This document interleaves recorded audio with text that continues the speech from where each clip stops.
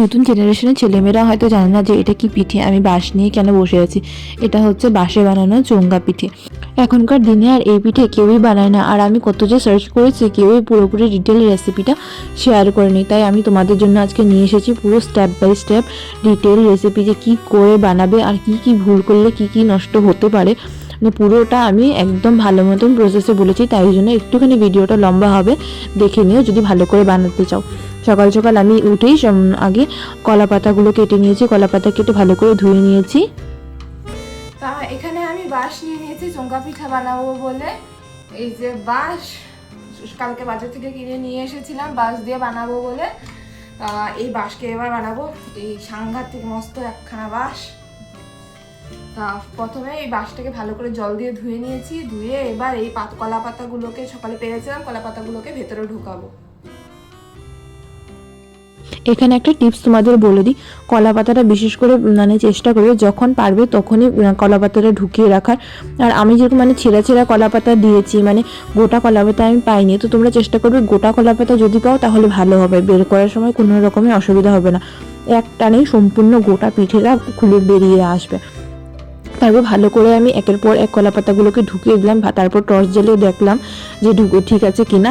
আর এ হচ্ছে বিরন চাল বলে একে, বা বিন্নি চাল বলে একে, আমি ভিজিয়ে রেখেছিলাম। লোকে বলে যে 4 থেকে 5 ঘন্টা, কারণ এটা তো কড়াইতে আমি বানাচ্ছি না, তো 4-5 ঘন্টায় কীভাবে ভাতটা মানে রেডি হবে। তো তাই জন্য আমি 12 থেকে মানে 20 ঘন্টা কাছাকাছি ধরতে পারো, 20 ঘন্টা কাছাকাছি আমি একে ভিজিয়ে রেখেছিলাম, যাতে কি মানে একটুখানি ভাপে যাতে বাঁশের ভাপে যাতে তাড়াতাড়ি সিদ্ধ হয়ে যায়। কারণ এত মোটা বাঁশ গরম হবে, তারপর এ সিদ্ধ হবে, ভাত হবে, এতে সময় লাগবে। আর চালটা সম্পূর্ণ নতুন চাল নিতে হবে, মানে বিরন চালটা সম্পূর্ণ নতুন বিরন চাল। আর একে আমি 20 ঘন্টা যাবত ভিজিয়ে রেখেছি, যাতে করে কি তাড়াতাড়ি হয়ে যায়।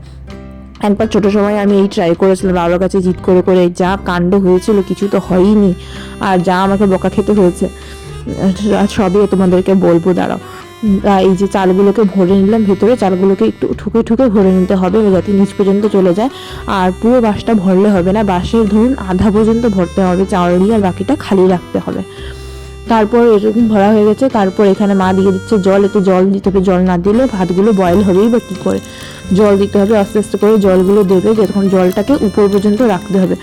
জল একটু দেওয়ার পর আমি কি করেছি, বাঁশটাকে মানে একটু ঝাঁকুনি দিয়েছি, পরিমাণ মতো বুঝে জল দিয়েছি, জল দিয়ে ভিতর চালের ভেতর চলে গেছে জলগুলো। তারপর বাঁশটাকে যখন ঝাঁকুনি দিয়েছি, মানে ঠক ঠক করে বাড়িয়ে দিয়েছি, তখন কি হয়েছে, চালগুলো নিচে বসে গেছে আর জলগুলো উপরে উঠে গেছে। তারপর চাল যেটুকু থাকবে চালের থেকে ধরুন 4 থেকে 5 আঙ্গুল উপর পর্যন্ত জল দিয়ে ভরে দেবেন। এই যে এরকম 4 থেকে 5 আঙ্গুল জল দিয়ে ভরে দেবেন। তারপর এই যে কলা পাতার মধ্যে একটা কাপড়কে পেকিয়ে নিয়েছি, পেকিয়ে এটার মুখটাকে একদম ভালো করে টাইট করতে হবে, মানে এত জোরে করে চিপিয়ে ঢুকাতে হবে যাতে এটা না বেরিয়ে আসে। এতে করে ভাপে ভেতরে স্টিমটা হবে, তো স্টিমেই এটা পেকে যাবে। আর বাঁশটাকে পাথালা টাথালা করবেন না, এরকম লম্বা করেই সবসময় রাখবেন।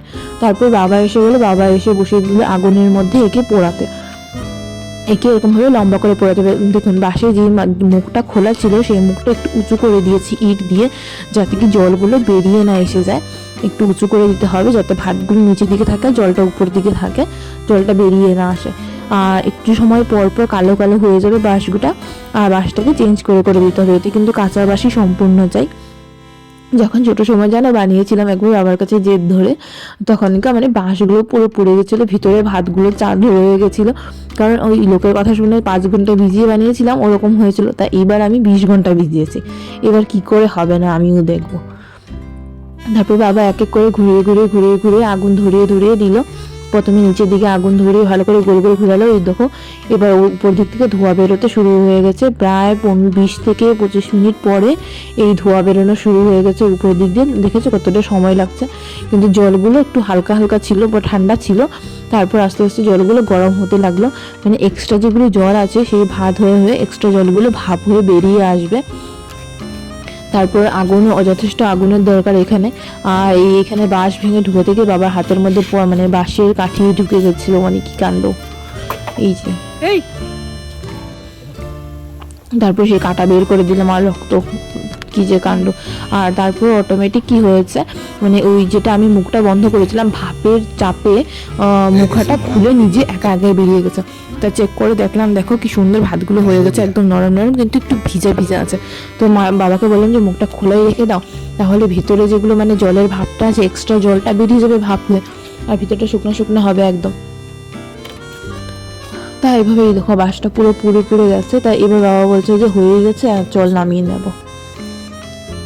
তা প্রায় এখানে আমাদের 45 মিনিটস মতন লেগেছে এটাকে পুরো পুরাতে। এই দেখো নামিয়ে নিয়ে এসেছি। এখানে বেশি একটু পুড়ে গেছে, একটু কম পোড়ানোর চেষ্টা করবে তাহলে ভালো হবে।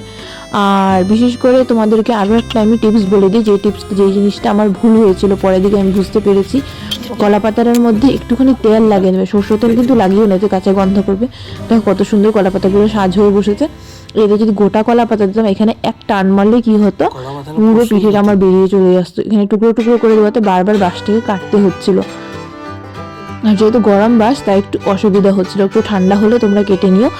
আর কলা পাতাটার মধ্যে পারলে একটুখানি তেল লাগিয়ে নেবে, যেরকম সাদা তেল মানে রিফাইন তেল বা একটু ঘি লাগিয়ে নেবে, তাহলে কি হবে সুন্দরভাবে কলা পাতাটার থেকে ভাতগুলো উঠে আসবে।